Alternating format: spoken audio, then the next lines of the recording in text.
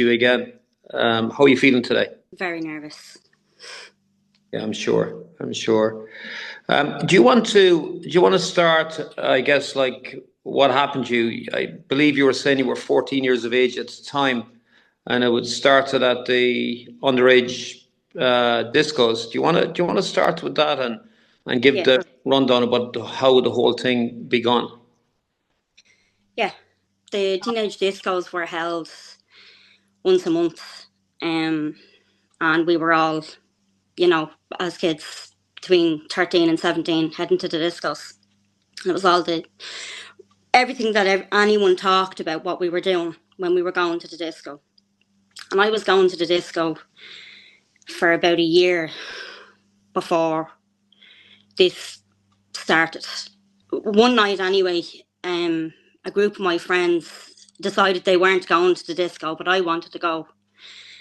And I asked a different girl to come with me, a girl who I'd never asked before. And I went to the disco and I presented there. And on that night, I was turned away from the door. I didn't understand why I had been turned away. Who was the person that turned you away from the door? What was the name of that person that turned you away? The name of that person was Michael Larkin, or otherwise known as Mick Larkin. And what did Mick Larkin work at besides working on the door of a U Club disco? He was a member of Garda Síochána. Okay. And on this night, he had turned us away from the door anyway. He told me we weren't getting in. So we left and we headed away from the venue. And we headed down the village, I suppose, to a car park that would have been further away and a little bit remote. And we were trying to get in touch with our parents to explain that we hadn't got in and we needed to get home. I had a bag, like a backpack, on my back. I had a couple of things in it, bottles of water, makeup, cigarettes, the likes. I was 14 at this point. Somebody from behind me grabbed the bag that was on my back and essentially pulled me from the wall I was sitting at backwards. I fell down onto the ground and scraped my knees and everything else. And when I stood up, I realised that it was Mick Larkin had followed me to the car park. And he was screeching and screaming and shouting. I don't know what about.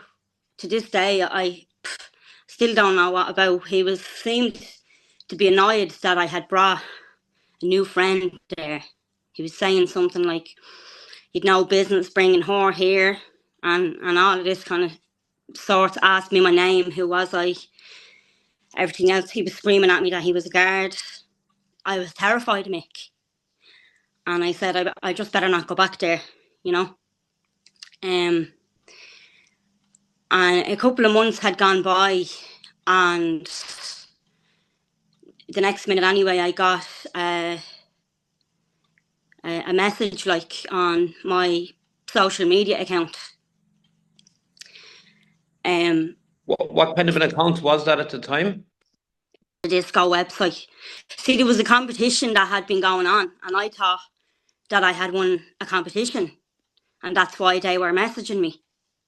It was some sort of hamper with free tickets, merchandise, this kind of stuff. Free passes for all my friends. So I had told my friends that I had won this, and there was a big buzz in my group, that we had won free passes and we were all going to be able to get in for free at the next disco. So we went anyway, and I went in, was met at the door, was told to go around the back of the venue.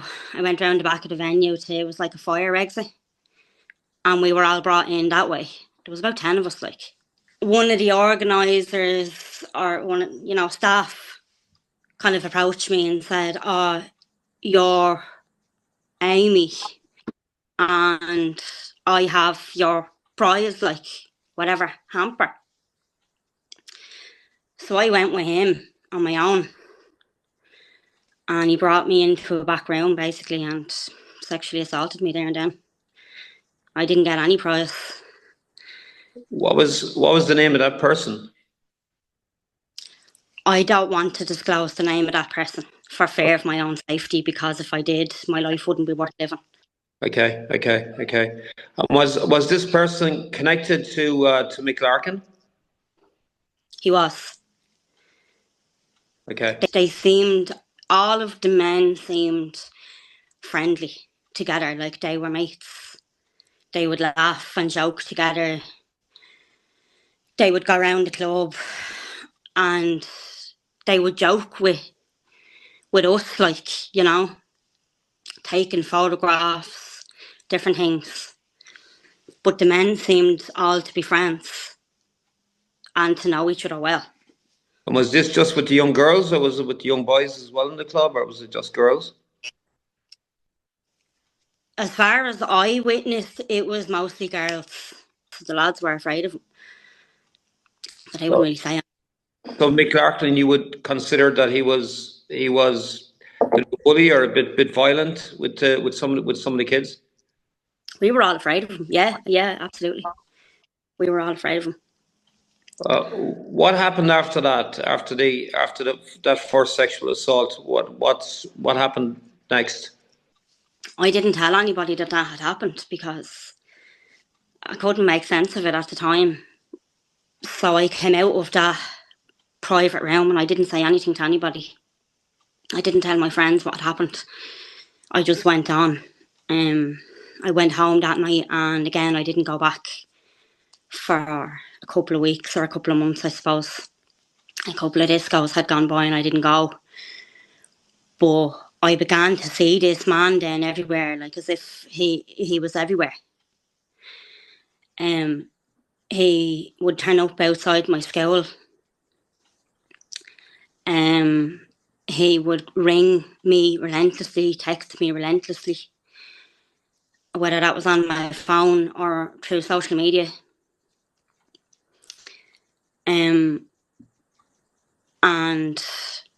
I ended up going back to the disco again because all my friends are going, and I'm not making sense of what's going on.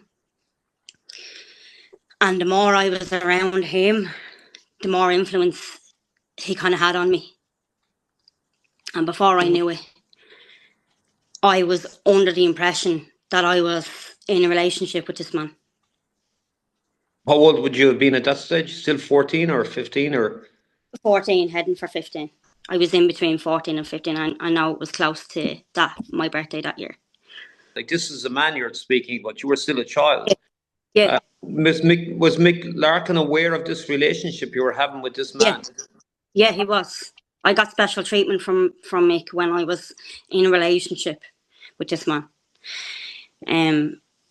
So